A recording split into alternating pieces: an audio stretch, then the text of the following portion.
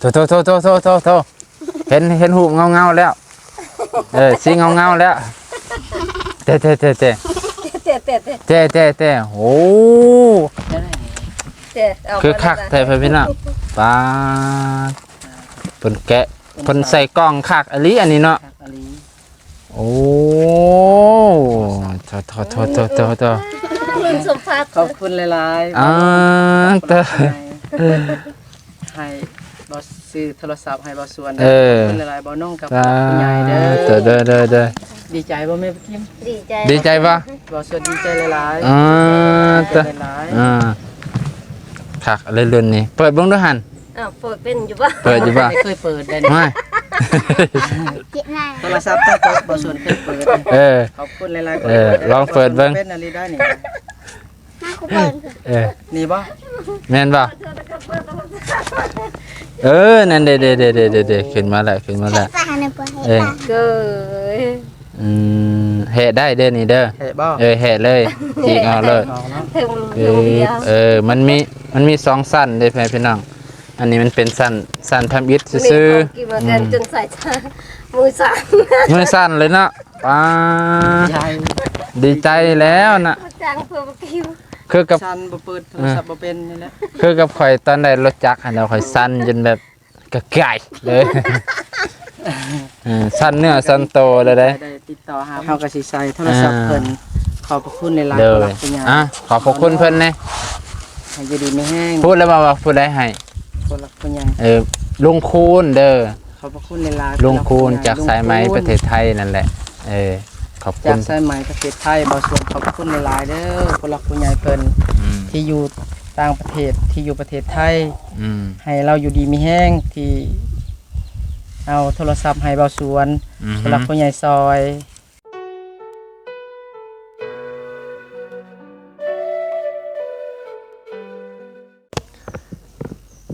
สบายดีพ่อแม่พี่น้องสวัสดีครับพ่อแม่พี่น้องลุงป้าที่เคารพเช่นเก่าเช่นเคยยินดีต้อนรับเข้าสู่ช่องบ่าวนงเด้อตอนเที่ยงพ่อแม่พี่น้องเนาะมื้อนี้บ่าวนงกับมาหาบ่าวสวนพ่อแม่พี่น้องมาหาบ่าวสวนตอนเที่ยงพอดีมาเป็นสะพานบุญให้พ่อเพิ่นลุงเพิ่นที่อยู่ประเทศไทยสายไหมนะพ่อแม่พี่น้องสิ่งที่จะบอกว่านี่แหละพี่น้องจะเอาสิ่งนี้ให้เบาสวนแต่ยังบ่ได้เฉลยเพิ่นว่าเป็นอีหยังพี่น้องพอดีเมื่อวานนี้ก็มาถ่ายทำเพิ่นตอนแรงๆพี่น้องพอดีมื้อนี้ก็เครื่องมาฮอดตอนเช้าบ่น้องก็ไปรับพอดีนะพอดีเลยมามอบให้เพิ่นตอนเที่ยงพี่น้องบ่น้องก็อยู่บ่ได้ไปไสมื้อนี้บ่ได้ไปไสก็เลยมาหาเพิ่นพี่น้องไปเดี๋ยวเป็นข่าวดีของเพิ่นเลยพี่น้องพอดีบ่น้องกะ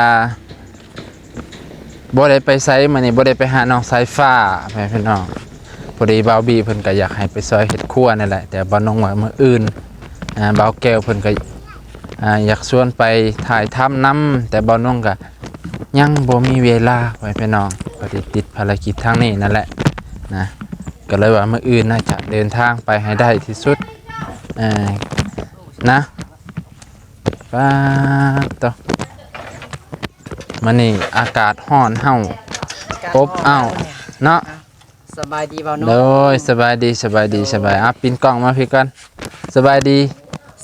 บ่าวน้องโดยสบายดีเฮ็ดหยังอยู่เนาะนี่แป้งกระตาโอ้ได้เงินจากสิเสื่อมเล็กใส่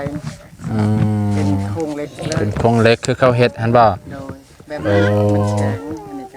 สุกเชิญอันนี้สุกเสริญเนาะก็เลยเฮ็ดแบบนี้ก่อนตาก็มาแต่เมืองบ่าวน้อง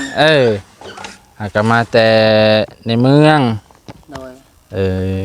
เบาค่ำมากกี่นี่บ่มาถาบ่าวน้องโอ้ประมาณชั่วโมงนึงแหละป้าตอนนั้นเขาอยู่ทางบ้านสาวพรอยู่โดยไปส่งสาวพรบ่มื้อบ่ไปเบิ่งซื่อๆว่าเพิ่นสิไปจังไดไปก็บ่เห็นเพิ่นแล้วเพิ่นย่างไปแล้วเพิ่นย่างไปเมืองชน2 3แม่ลูก ยางไปบ่ โอ้ว่ะ โอ้ยาง ย่างไปก็คิดเบิ่งฮ้อนก็ฮ้อนแบบนี้ก็ป๊าดตะ ฮ้อนอากาศแดด ฮ้อนแบบนี้เพิ่นก็ขยันย่างได้เพิ่นล่ะ มันทำมัน เออ เป็นยางแล้ว ขามั่งแล้วเพิ่นก็มีเงินมีค้ำพอได้ไปซักยาก็ฟ้าวไปซักเพิ่น โดย ก็ดีแล้วสิไปถ่ายแต่ผู้อื่นก็บ่ได้เนาะสำนั้นก็ปกติก็เคยย่างไปอยู่แล้วไปบุญไปศีลก็ยังย่างไป ยังหน่อยเนาะ แต่ยังน้อยจำนี้ก็ย่างไปเป็นย่างต่างแต่ว่าไปในเมืองไปเที่ยวพร้อมเนาะพาลูกพาหลานไปเที่ยว เปิดหูเปิดตามันนี่ กับบ่ส่วนพักมื้อนี้ โอ้ มื้อวันศิลป์ วันศิลเนาะ โดยมื้อ วันศิลเพิ่น ส่ เนาะ งดีๆเนี่ย บ่น้องก็ว่าอยู่แต่ละบ้านเงียบ โดย สิเงียบๆไปพี่น้อง ว่าสิไปเอามะขามอยู่บ้านเก่าพุ่นแหละ โอ้ ให้บ่ส่วนจ้างให้เขาแกะหม้อนั่นเด้ เท่ามิกนำบ่ บ่มิก โอ้บ่มิก ส่วนแหละ เห็นเพิ่นว่าอยู่อันเบาชวนเพิ่นสิให้ขึ้นมาค้ามให้ โดย โอ้เอาเหล็กโค้งจังซี่เลยเนาะเบิ่งไปพี่น้องเหล็กเพิ่นสิเฮ้อตะ โป่งมัดไว้ อ่า ตามันแตกตานี่มันแตก โอ้กระตามันแตกเหล็กนี่เอาไว้ยึดพวกอันนี้บ่ ยึดกระตานี่แตก โอ้ยึดกระตานี่มันแตกโอ้ แล้วก็มีมงหอยไว้หลายนี่ ตัวนี้เอาไว้ห่อยยังอันนี้ หอยเครื่องของมันละ โอ้ ธรรมดามันเฮาสิเสื่อมเล็กไซส์มื้อนะ คิดว่าตัวนี้ดึงใส่ตัวลุมรถบ่แม่นไปพี่น้องเพิ่นเอาไว้ห่อย ดึงรถก็ได้ โอ้เพิ่นก็มัดจังซี่แหละไปพี่น้องนี่วิธีของตลาดน้อยก็จังซี่แล้วนี่ดาราเนาะ ตู้ละตู้ ตุ ไปดีเอาลูก เก่ง ไป เว้ ดี ย เอาเด้อ ตรอยเพิ่นน่ะ เพิ่นมาหาแล้วจะดีเด้อ นี่แหละเพิ่นก็ตอนบ่ายๆก็บัดไปนี่จักว่าบ่ได้ยังพักผ่อนว่ายักแต่ละมื้อนี่เจะไปจักโมงตื่นจักโมง บ่ได้ไปมื้อนี้ เอา แต่ละมื้อ 3 โมง โอ้ 4 โมง 3 โมงบางเทื่อบ่ตรงกับเวลาก็4 โมง โอ้ 4 โมง 3 โมง ก็แล้วแต่มื้อเนาะมื้อใดเฮาเพลียแห้งก็สวยแน่ โดย แต่อย่าบ่ให้สว่างเนาะบ่ให้แจ้งเกิน สว่างแล้วง่ายแล้วไปซื้อเครื่อง ไปเบิด บ่ทันหมู่อายหมู่เลยเนาะไปสิว่าโอ้ยก็ตื่นบ่เฮ้ยสิว่ามันก็มีอยู่ผู้ขายแบบว่าขายซ่าๆเนาะสวยๆก็มีเนาะ ก็ได้ ผู้หยัง เติมบ่ไล่กันมาต จะ อน ไปขายไปขายบ่ได้แล้วคนหลอกมันเลยเนาะต้องไปแต่เช้า มันก็บ่ทันหมู่เนาะ โดย บ่ทันหมู่แล้วไปกันเนาะ อ่า แม่นความเลยเพราะว่าเห็นของพระเจ้าสิเป็นเล็กเลยเพิ่นเนาะ โดย อันนี้อยู่ทางหลังนี่เนาะแม่นแล้วอันนี้อยู่ทางหลังท่านี่อยู่ติดทางเจ้าข้อยคิดว่าอันนี้ติดทางเจ้าบ่แม่นเนาะ ตัวนี้อยู่ทางหลัง อยู่ทางหลังเพิ่นก็ห้อยแถวนี้ จ้อยอยู่ดีๆฟัง สิเอาเล็กใส่แล้วมื้อนาน ยังเล็ก เล็กก็เขาสิจอด เอาไปเฮิงเด้อบ่อันนี้ก็มันบ่ได้เฮิงเลย10 มื้อลุดนี่ต้องได้แป้งอีกเล็กมันเป็นเดือนแล้วนะปีโลด เป็นปีเลยแล้วเขาเฮ็ดโครง จะบ่ปานนั้นแล้วเดิมตัวเนี้ย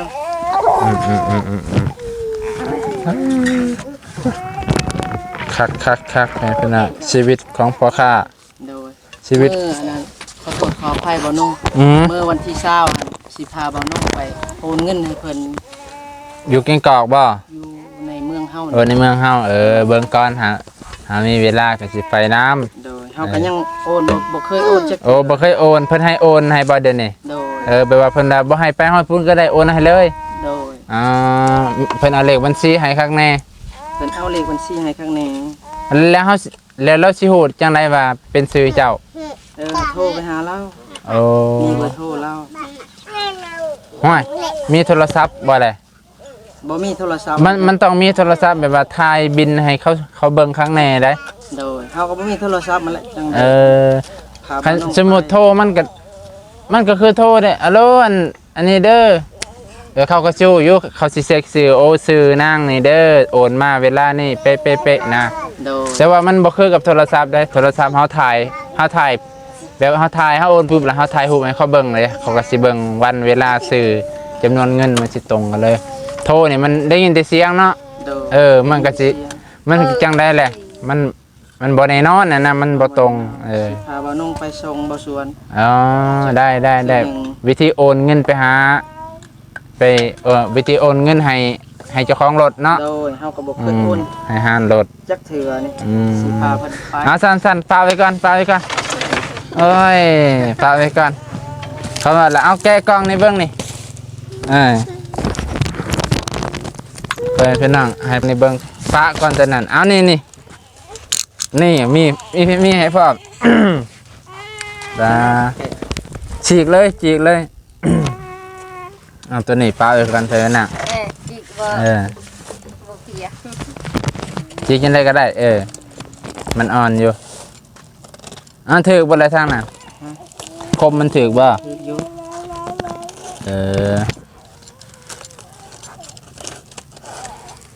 ปลาตัวแฟนเป็นน่ะเอารุ่นนำกันเพิ่นลองจักเพิ่นส่งอีหยังมาข่อยก็บ่ฮู้พออ่านออกบ่ภาษาไทยอ่านออกอยู่บ่ บ่อยากเก่งปานใด เบิ่งเด้ออันที่อยู่มุกดาหารแกะค่อยแกะรุ่นไปนำกันเฮาร้อยว้ายมึงเถื่อบ่ได้ได้ โทรศัพท์บ่ จักเด้อบ่แม่นดอกติโทรศัพท์ส่งต่างประเทศ มันบ่อันนี้ได้อันนี้ซื้ออันนั้นซื้อผู้รับอ้ายบ่น้องที่อยู่สวรรณเขตเพิ่นรับเครื่องให้โธ่เป็นกล้องแบบนี้เลยติดคักติดแน่เลยเนาะ เอาเลยบ่บัดนี้ เอาเลยปึ๊บบัดนี้ปายังบ่ฮู้เด้นี่ แท้ รุ่นไปน้ำกันอะไร โทรศัพท์ แม่นบ่พาสิฮอใส่แบบนี้โทรศัพท์ถ้าโทรศัพท์มันต้อง ซื่อๆนะ บ่สวนแกะได้ไปขึ้นน่ะ อ้าวแกะก็บ่เป็นอ้าว แกะได้บัดนี้ อ้าวมีตี โทเห็นหูเงาแล้วสีเงาแล้วเตโอ้ คือคักแท้พี่น้องปาเพิ่นแกะเพิ่นใส่กล้องคักอันนี้เนาะ คักอลี โอ้โท คุณสมภัส ขอบคุณหลายๆ เตอ ให้บ่ซื้อโทรศัพท์ให้บ่สวน ข ขอบคุณหลายๆบ่น้องกับ ปา คุณยายเด้อ เด้อปาตัวแฟนพี่น้อง ถูก แกะบ่แกะค่อยๆเด้อตกปูเด้ แตกเต้นโป๊ะอันนั้นเรียบร้อยแหมเอ้า ทั้งลุมบ่แม่นพลิกพลิกลงกันพลิกลงอันแรกค่อยๆงัดในขึ้น คอยเด้อโป๊ะแตก เต็ด นั่นแหละนั่นแหละถูกต้องนั่นแหละ ถูก โอ้ยคาติแหละทางนี้ก็ลืมฮอดกดอันนี้ไปพุ่นนะ คาติรุ่นน้ำเบาสวนนี่แหละโอ้ ขอบคุณหลายๆผู้หลักผู้ใหญ่บ่น้องกับ เบิ่งก่อนอย่าเฝ้าขอบคุณเบิ่งก่อน สวนโทรศัพท์ เบิ่งก่อน ดีใจหลายๆเด้อ เบิ่งก่อน เอ้าฟ้าติดโถพ่อแม่พี่น้อง ดีใจบ่แม่กิม ดีใจ ป่ะ บ่สวนดีใจหลาย ตะ หลาย คักเรื่อยๆนี่เปิดเบิ่งดูหั่น อ้าวเปิดเป็นอยู่ป่ะ เปิดอยู่ป่ะ ไม่เคยเปิดได้ ไม่ โทรศัพท์ต้องเปิดบ่สวนเคยเปิด ขอบคุณหลายๆ ลองเปิดเบิ่ง เป็นอะไรได้นี่ นี่บ่ แม่นป่ะนั่นเด้ขึ้นมาแล้วเกย แห่ได้เด้อนี่เด้อ เฮ้บ่ แห่เลยจีกเอาเลย เทมลูกเดียว มันมีสองสั้นเด้อพี่น้องอันนี้มันเป็นสั้นทำอิฐซื่อ กินมากันจนใส่มือสั่น มือสั้นเลยเนาะป้า ใหญ่ ดีใจแล้วนะ จ้างเพื่อมากิน คือกับ สั่นบ่เปิดโทรศัพท์บ่เป็นนี่แหละ คือกับข่อยตอนได้รถจักรอันเราข่อยสั่นจนแบบกระไก่เลย สั่นเนื้อสั่นโตเลยได้ ได้ติดต่อหา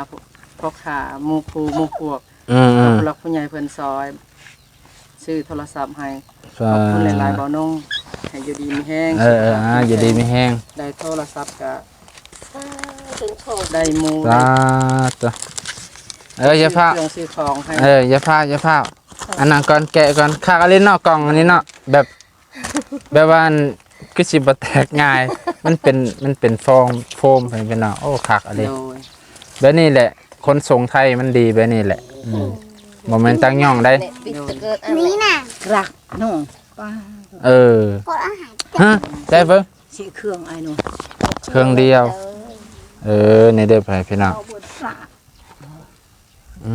ม เป็นพวกชื่อ เขากินจนแกหมดสารบ้าป้า โอ้โหไปพี่น้อง อย่าดื้อนะมัมอย่าดื้อนะ รุ่นอันนี้เด้อนี่พี่น้องกับบ่ได้ว่าดูลาดอกเพิ่นให้พอได้ใส่งานได้โทรหาได้กะลินได้ทุกอย่างได้นี่ใด โดย อันนี้แกะออกก็ได้นี่มันเป็นพลาสติกซื่อๆบ่แกะก็ได้ประดับไว้ตัวนี้นะการแตกแล้วนี่ตัวนี้นี่ โดย พิมพ์นี่การแตกปึ๊บ ลูกกี่ดื้อก็ยันมือเดียว บ่ได้ให้ลูกจับได้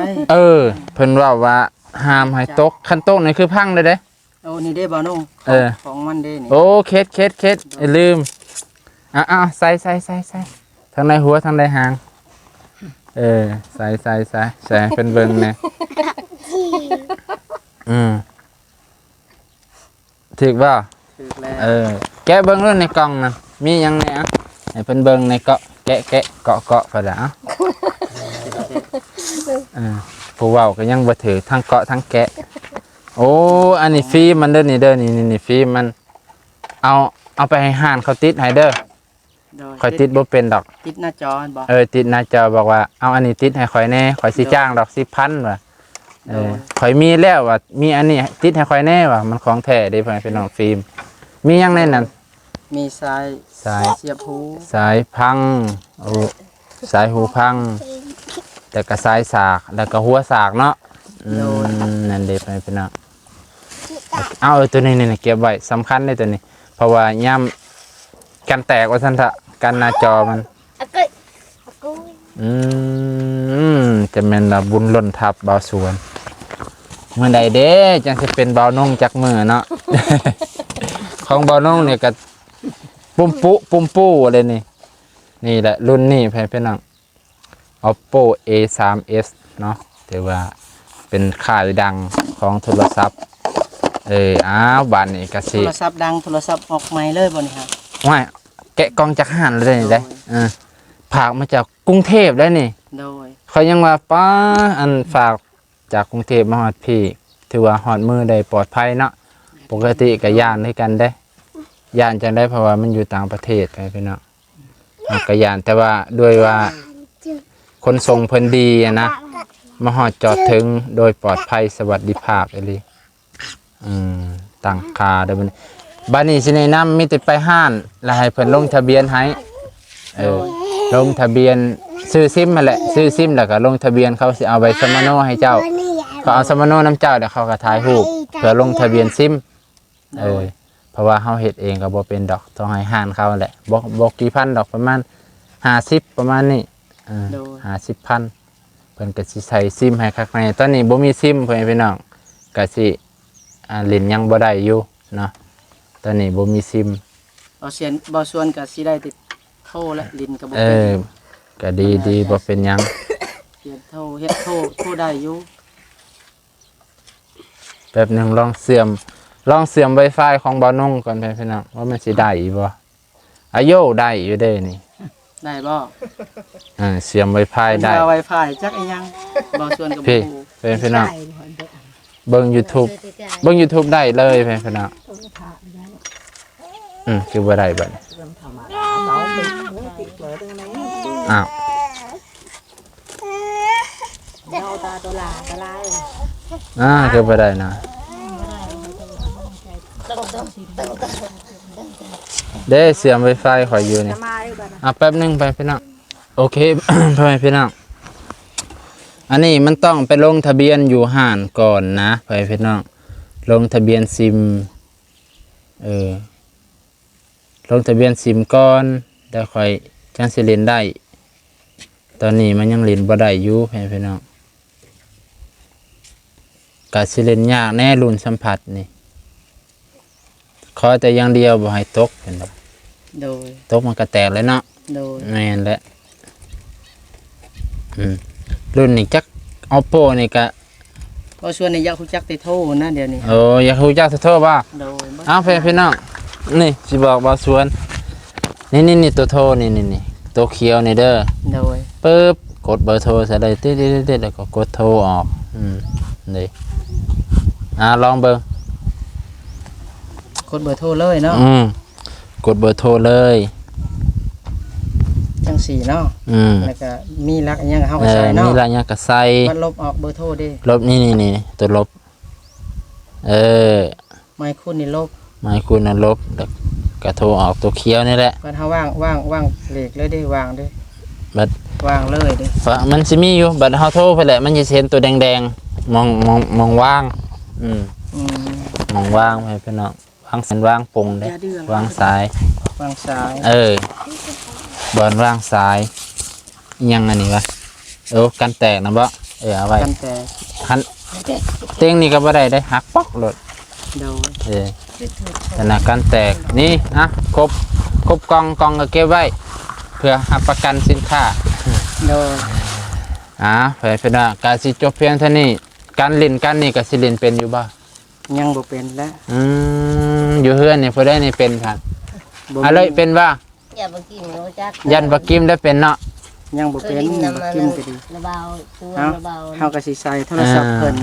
ขอบพระคุณหลายๆ เด้ ผู้ อ รักผู้ใหญ่ ขอบพระคุณเพิ่นแน่ ให้อยู่ดีมีแห้ง พูดแล้วว่าผู้ใดให้ ผู้รักผู้ใหญ่ ลุงคูณเด้อ ขอบพระคุณหลายๆ ลุงคูณจาก ลุง สายไหม คูณ ประเทศไทยนั่นแหละ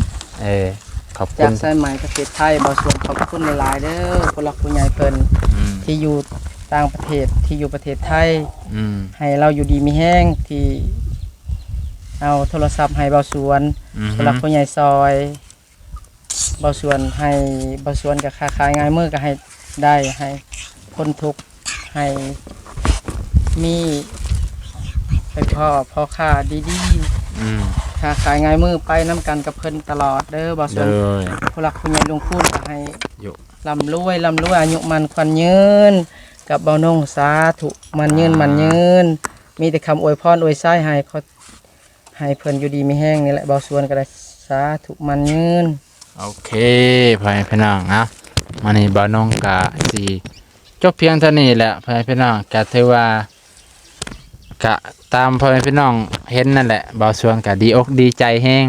ที่ได้โทรศัพท์สิได้ติดต่อหาพ่อค้าลูกค้าทั้งพ่อค้าและก็ลูกค้า โดย เพื่อสื่อสารกันง่ายขึ้นพ่อแม่พี่น้องบ้านนี้ก็สิเอาโทรศัพท์นี่แหละส่งส่งใบเสร็จไปหาห้านขายรถนั่นแหละบ้านนี้พอโอนปุ๊บเฮาก็ส่งรูปไปหาเพิ่นเลยพ่อแม่พี่น้องเจ้าไปติดตั้งมื้อนี้ก็ได้เลยไปตอนแรกก็ให้บอกเขาว่าซื้อซิมแน่แล้วก็ลงทะเบียนให้แน่ว่าจังซี่ซื้อซิมแน่ลงทะเบียนเขาสิถามอยู่ดอกซื้อซิมลงทะเบียนให้พร้อมบ่เขาสิว่าจังซี่เฮาก็ว่าโดยลงทะเบียนพร้อมคันบ่ลงมันเล่นบ่ได้เด้โทรบ่ได้ โดยเฮาสิเอาหลักหยังบ่น้องนี่ หลักเก่าและส่วนหลายเฮือนเจ้าหลักเก่าดีเฮือนเจ้าหลักเก่าสัญญาณแฮง โดย เอาหลักเก่านั่นแหละ หลักเก่าเนาะ หรือเจ้าอยากสมัครอินเทอร์เน็ตเล่นบ่ก็ให้เขาสมัครให้เดือนละ 60,000 ประมาณนี้69มันจังบ่แพง บ่ส่วนกับพ่อที่ได้โทร พอจะได้โทรบ่แน่บางเทื่อลูกอยากเล่นเด้ซั่นลูกอยากเล่นเน็ตอยากเล่นอยากเบิ่ง YouTube ก็ให้เขาสมัครให้เลยว่าเดือนละ69ประมาณนี้แหละ อย่าดื้อ มันจังบ่แพงก็ให้เพิ่นเฮ็ดให้เรียบร้อย นะเบอร์โทรเพิ่นเบอร์โทรพ่อขาบ่ส่วนก็เอาไว้แล้วได้ โอ้ เบอร์โทรไข่มดแดงบ่ส่วนติดต่อบ่มีโทรศัพท์อันนี้ก็มีเบอร์โทรไว้เรียบร้อย แต่ว่าเขียนไว้เรียบร้อยแล้ว โดย เมื่อหนาวเมื่อไหนถ้าอยากฮู้หยังก็ถามได้ว่าวิธีพิมพ์ซื้อพ่อค้าไว้พิมพ์ซื้อไว้แบบเฮาบ่ต้องจดนะ พิมพ์ชื่อพ่อขาเนี่ยได้บ่เนาะ มานี่เลย บอกมันได้เลยพ่อแม่พี่น้องปัดเข็นปึ๊บสมมุติว่าเนาะคือเบอร์เขานั่นนี่020นี่943นี่เบอร์คอยเนาะนี่เด้มันทั้งนี่มันบอกว่าสร้างผู้ติดต่อรายใหม่คือ